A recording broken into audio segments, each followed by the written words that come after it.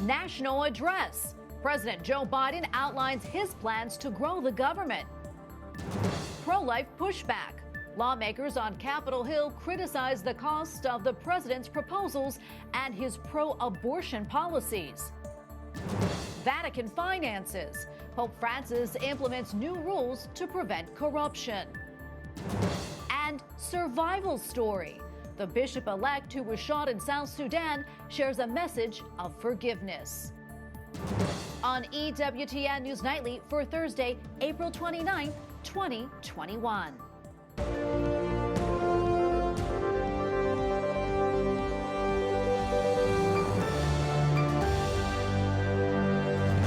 America is on the move again.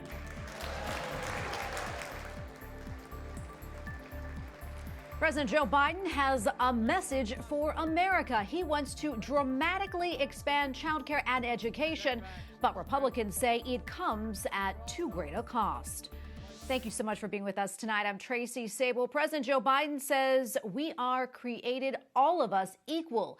In his first address to Congress last night, he also brought up human rights, though he did not mention the unborn. And tonight we break down some key moments from his speech that directly impact Catholics.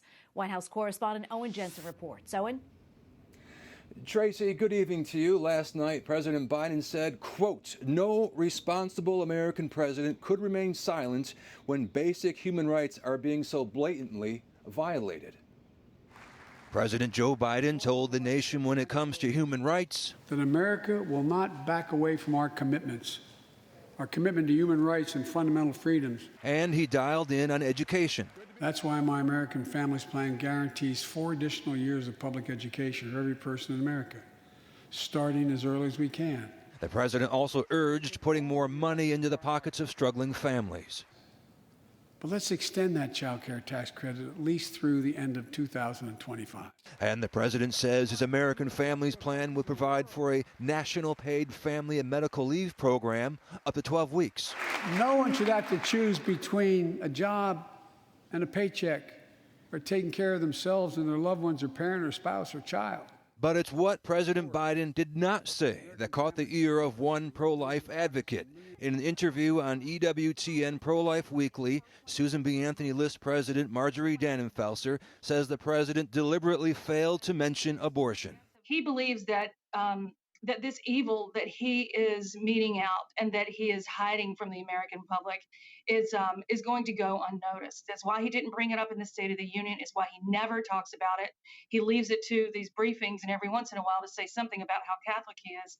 But evil is evil, whether it's in dark or in light. Also critical of the president, the GOP tweeted today, 100 days of failure. But in another plea for unity, we have to come together to heal the soul of this nation. Now, earlier today, President Biden headed off to Georgia to meet with former President Jimmy Carter and attend a drive-in car rally there. This as he works to build momentum for these multi-trillion-dollar proposals. At the White House, Owen Jensen, EWTN News Nightly. A reaction to President Biden's speech follows party lines. Capitol Hill correspondent Eric Rosales spoke with Republicans and got their thoughts on the more than $4 trillion in spending the president laid out last night. Republican reaction to President Biden's speech centered as much on what he omitted from the speech as much as the policies he addressed. Lawmakers tell me that he failed to mention the crisis at the border, and he failed to mention the Democratic Party's increasing access to abortions. He didn't mention that he's rejected the policy of the previous administration that tax dollars, your tax dollars could not previously go to pay for abortions with overseas funding. It's called the Mexico City policy. Well, President Biden has reversed that.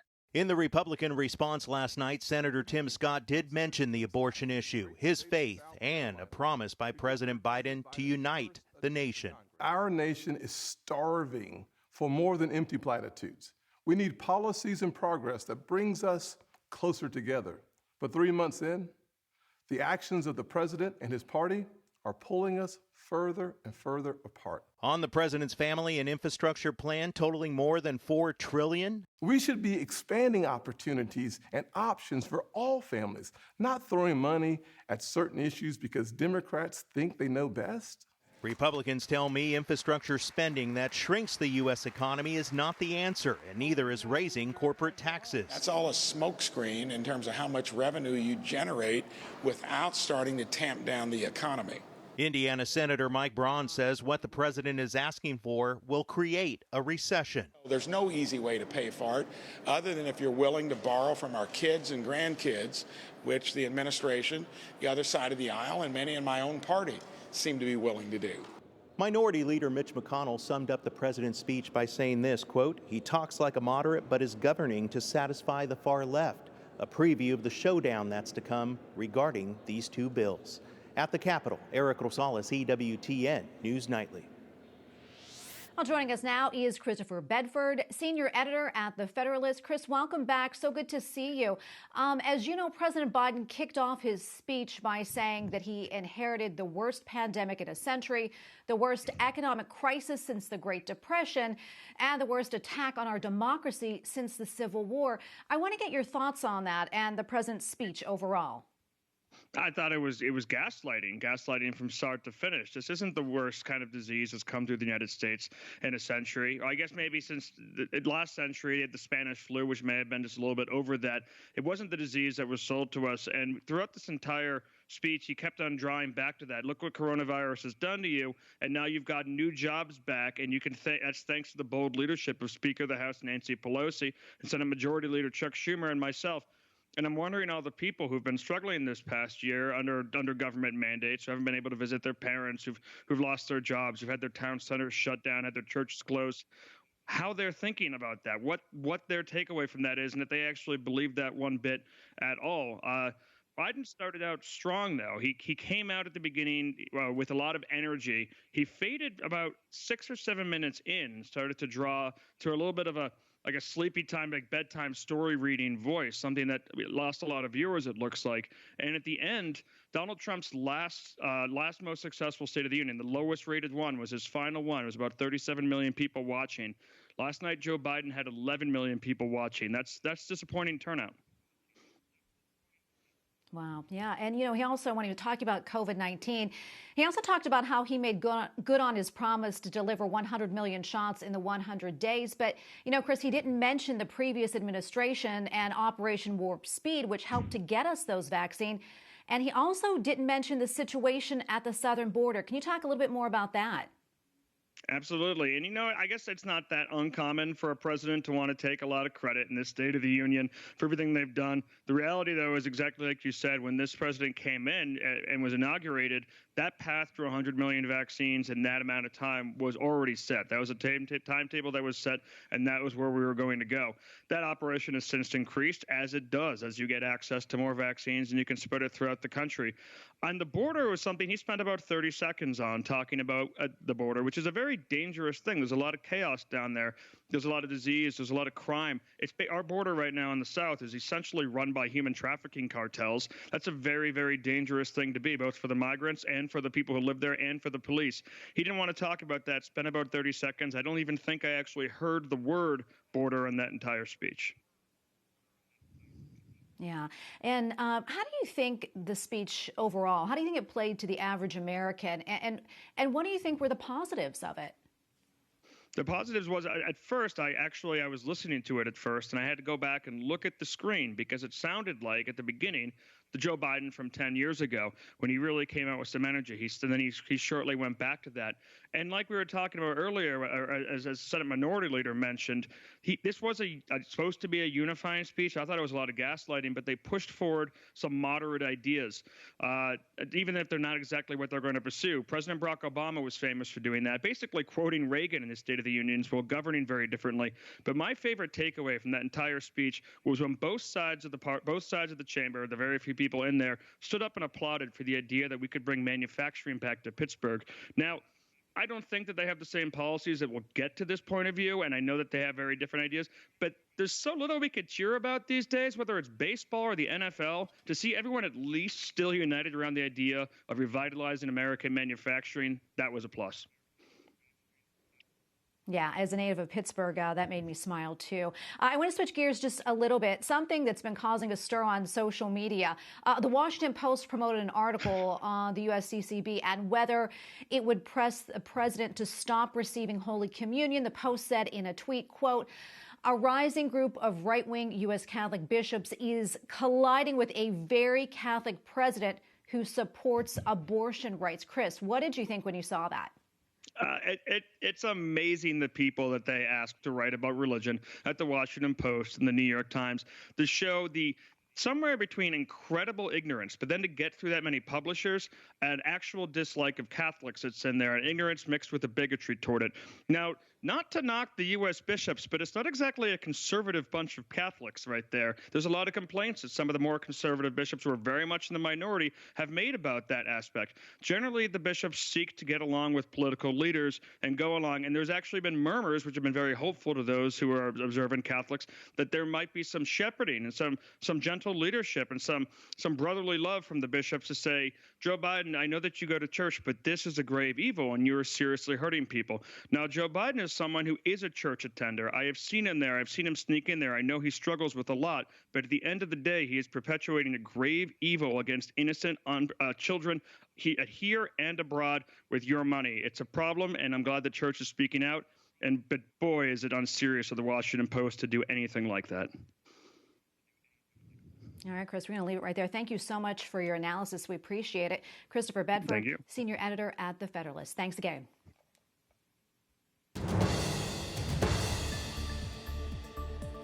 Pope Francis declares a new Vatican law to prevent and fight corruption. The new rule requires Vatican officials and managers to declare all investments to the Holy See. Personal gifts over around $50 should no longer be accepted. Jobs handling money will be required to sign a document every 2 years, attesting they are not involved in a crime. Pope Francis says, according to Scripture, fidelity in small things is related to fidelity in important ones. Turkey's President Erdogan has imposed a full lockdown due to a COVID-19 surge. The shutdown comes as the country's health minister is extending the interval between first and second shots because of vaccine supply shortages. People must stay home except for essential needs like food shopping. Travel is by permission only. The shutdown extends through May 17th. To address global shortages of coronavirus vaccines, Moderna has announced that it will double its production into 2022. The company wants to increase from 1.4 billion doses to 3 billion doses next year. It is also working to extend the shelf life of its vaccines. Imprisoned Russian opposition leader Alexei Navalny has made a video appearance in a Moscow court. Looking gaunt after his 3-week hunger strike, Navalny delivered an emotional speech against President Vladimir Putin and the Kremlin. Russian authorities are pressuring the offices of his Foundation for Fighting Corruption. They want to prosecute his network as an extremist group. Well, Orthodox Christians have begun celebration of the Holy Triduum.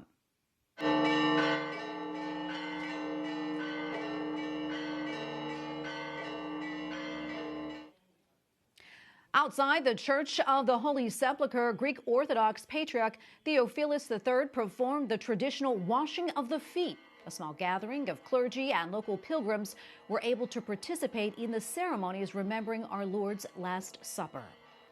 Sudan's Bishop-elect Christian Carla Saray is recovering from Nairobi from Monday's gunshot attack. From his hospital bed, he offers a message of forgiveness. Let us be united in prayer. Let us be united with all our hearts to uphold forgiveness in our community and be able to seek for justice with the same heart of God. It is a merciful heart. Father Carla Saray says it will take some time to walk again, but he hopes for a quick return to the Diocese of Rumbek. And for more coverage on Bishop-elect Carla Saray's message and recovery, you can visit our partners at CatholicNewsAgency.com. Coming up, American Families Plan. A closer look at how President Joe Biden wants to shift government services. And story of faith. Why a Venezuelan monk and doctor will be declared blessed tomorrow.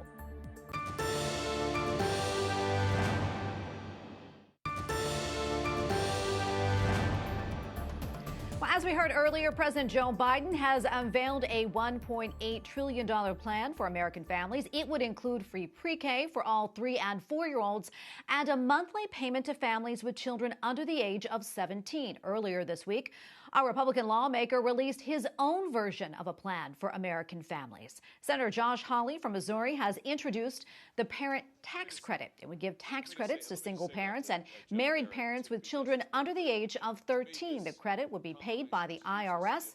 And our next guest recently wrote in an article that it was, quote, the most pro-family, pro-marriage, and pro-life proposal offered by a Republican senator in recent memory. And joining us now to talk more about this is Jon Schweppe, Director of Policy and Government Affairs at the American Principles Project. Jon, welcome back. Great to see you again. Let's talk a little bit more about this, why you feel so strongly about Senator Hawley's plan. What stands out the most to you, and why do you feel it's so beneficial?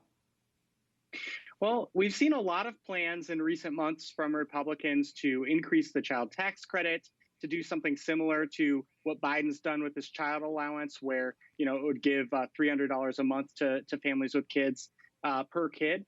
This is ambitious. This is something totally different. This would be $1,000 a month to married families with kids, and then $500 a month to single parents with kids. So there's a built-in marriage incentive. This is something Republicans haven't tried in a very long time.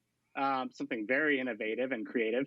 And also, it's an incentive to have children. I mean, right now we're up against the Democrats who are trying to pass trillions and trillions of dollars in spending, targeting these programs. And Hawley's solution to that is, well, why don't we just give parents the money directly and allow them to make these choices and provide for daycare or preschool or whatever.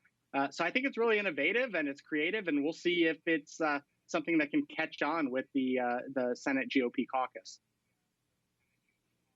Yeah, and as you know, last night, President Biden talked about his plan, the American Family Plan, which, as we mentioned, includes universal pre-K as well as other things like paid family medical leave and direct support for child care for middle and low-income families. I want to get your thoughts on the president's plan and also how you think it stacks up to Senator Hawley's plan. And ultimately, whose plan do you think will win out? Well, the difference here is that the president's plan is a government takeover of the family. It's about, giving this money to government institutions, to daycares, to, Head Start, these sorts of things, to bring kids out of the home and into government managed facilities. Where Hawley's plan is very much about choice. It's about giving this money directly to parents so they can use it as they see fit. And it empowers families. So very stark contrast here. The thing with Biden's plan that's really dangerous is that, it sounds really good. I think working families are struggling. They could use money. They could use help with daycare expenses and that sort of thing. But ultimately, what this is about, we know this. We've seen it from the Democrats. They're much more interested in indoctrination. They want to get those 3-year-olds, those 4-year-olds in as quickly as possible so they can start teaching them things like critical race theory and gender ideology and all of that. And, I think we have to be very worried about that as conservatives, as people who recognize, we want to teach our children the truth about the way the world is, not this woke, progressive view of the world. Yeah, and Jon, I want to get your take on something else, switching gears just a little bit here. A new study from the Associated Press finds that births in 2020 were down more than 4% from 2019, and the expected baby boom during the coronavirus lockdown is more of a, quote, baby bust. What do you think about that? And any thoughts about what's behind the decline in birth rates? Yeah, it's extremely concerning. I think that was something where many people thought, because of COVID, well, folks are at home together, maybe there'll be more babies. And that's not what happened. And we were already dealing with record low fertility rates. Now we're going to see, dangerously low, potentially unsustainable birth rates. So I think right now this is why, a lot of folks are small government. They don't really think the government should get involved in things like this. But we are, entering a civilizational crisis with these birth rates. And I think it's really important that we consider alternate options. And that's where something like Hawley's plan, or even something, a little bit more moderate, like the Lee Rubio child tax credit expansion. I think these are the types of things we need to look at to get people having kids again, get people having, getting married again, and try to get America back to where we need to be. Yeah, John, we got to leave it right there. Unfortunately, great to be with you. Jon Schweppe, Director of Policy and Government Affairs at the American Principles Project. Thanks again. Thanks for having me. Up next, the protection of minors, how a new university program is designed to help. And model of holiness. Pope Francis praises a Venezuelan monk and doctor who will be declared blessed tomorrow.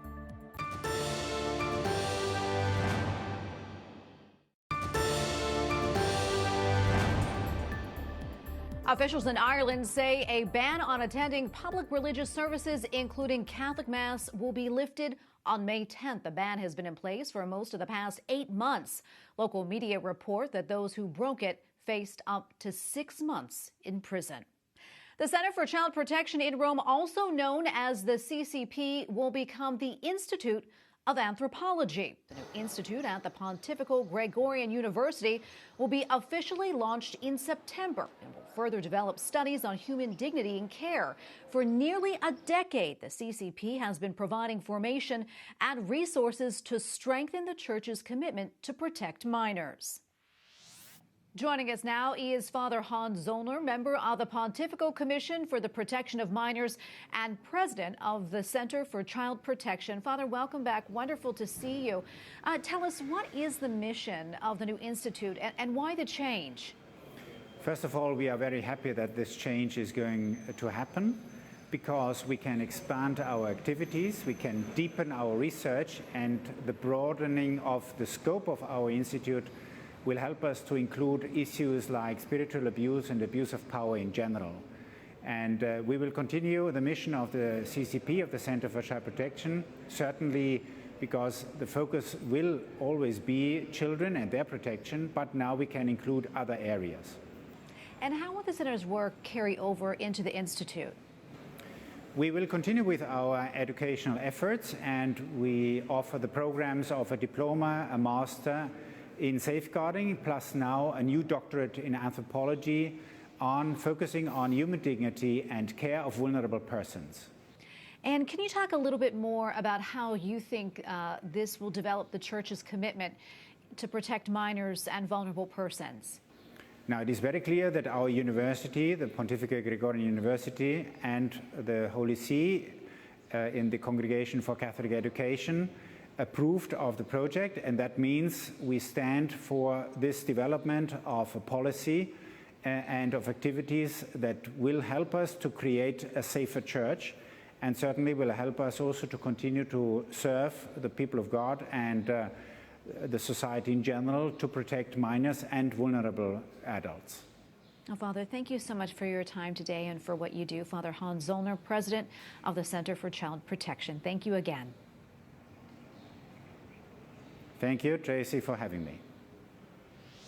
And finally tonight, a Venezuelan monk and doctor will be declared blessed tomorrow in the country's capital of Caracas. Jose Gregorio Hernandez was a prestigious doctor who gained fame for giving free treatment and medicines to the poor. He also founded 2 research institutions and taught at the country's largest university. He died at 54 in 1919. For the occasion, Pope Francis said in a video message, Hernandez is a model of holiness committed to the defense of life.